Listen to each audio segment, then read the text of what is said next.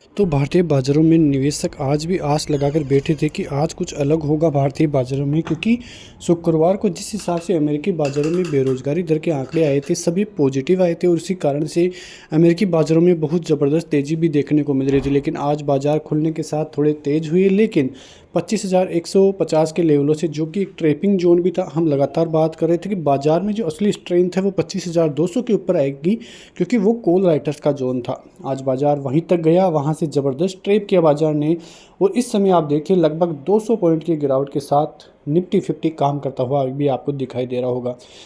ज़्यादा पेन देखने को मिला बैंकिंग सेक्टर में। बैंक निफ्टी में करीब 1.5% से भी ज़्यादा की गिरावट और 50,600 के लेवलों तक ही बैंक निफ्टी आता हुआ दिखाई दिया। लेकिन एक खास बात बैंक निफ्टी की ये रही कि बैंक निफ्टी 100 EMA पे अभी भी सपोर्ट लेता हुआ दिखाई दे रहा है, वहीं आसपास ट्रेड कर रहा है। लेकिन एक बात सुनिए कि यदि बैंक निफ्टी अपना 100 EMA बचा लेता है तो वो जो है बाज़ार के लिए काफ़ी पॉजिटिव संकेत साबित हो सकते हैं आने वाले दिनों में, यदि बाज़ार यहीं से रिवर्सल लेता है। क्योंकि सोमवार का दिन था और सोमवार का दिन इसलिए इम्पोर्टेंट रहता है क्योंकि यहीं से पूरे सप्ताह के जो ट्रेंड है वो यहाँ से बनता हुआ दिखाई दे सकता था।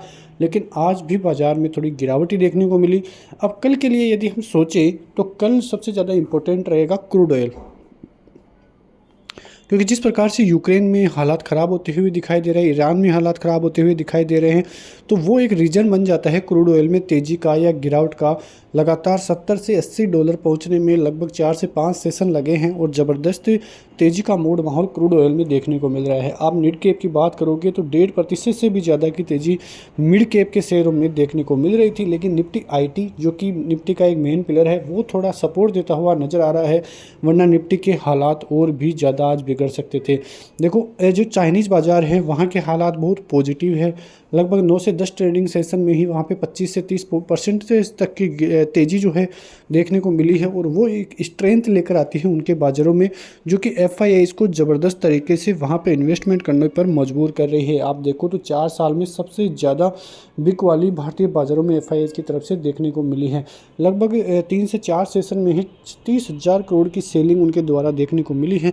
तो इसी वजह से भारतीय बाज़ारों में थोड़ा जो है समस्याएं कुछ समय के लिए बनती हुई दिखाई दे सकती हैं। देखो, या तो एक बड़ा करेक्शन भारतीय बाज़ारों में होगा जो कि 5 से 10% तक का होगा, तो ये बाज़ार के लिए एक हेल्दी करेक्शन भी हो सकता है। वो इसलिए हो सकता है क्योंकि बहुत दिनों से भारतीय बाज़ारों में करेक्शन नहीं आया, करीब 14 से 15 मंथ हो गए हैं भारतीय बाज़ारों को एक करेक्शन को आए हुए। और यदि ये एक हेल्दी करेक्शन रहता है तो भारतीय बाज़ारों के लिए काफ़ी पॉजिटिव साबित हो सकता है आने वाले दिनों में। अब भारतीय बाज़ारों के लिए देखें तो जो 50 EMA है निफ्टी का, वो भी लगभग अब टूटने को ही है।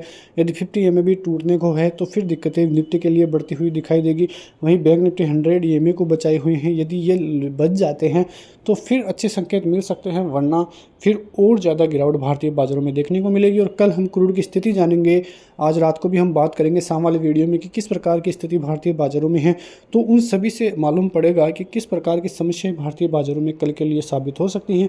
तो ऐसी खबरों के साथ बने रहिए हमारे साथ। तब तक के लिए नमस्कार। जय हिंद, जय भारत, वंदे मातरम।